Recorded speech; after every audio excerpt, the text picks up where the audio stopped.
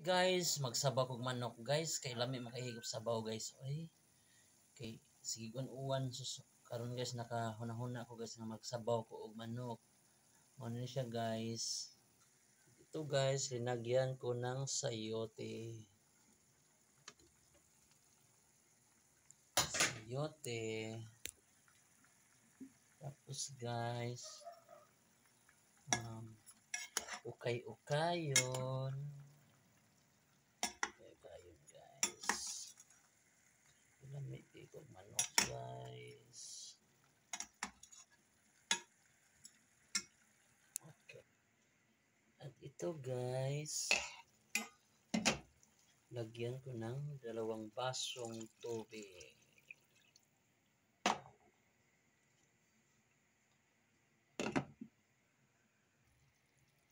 Ito na guys, luto na ang aking sinabawang manok.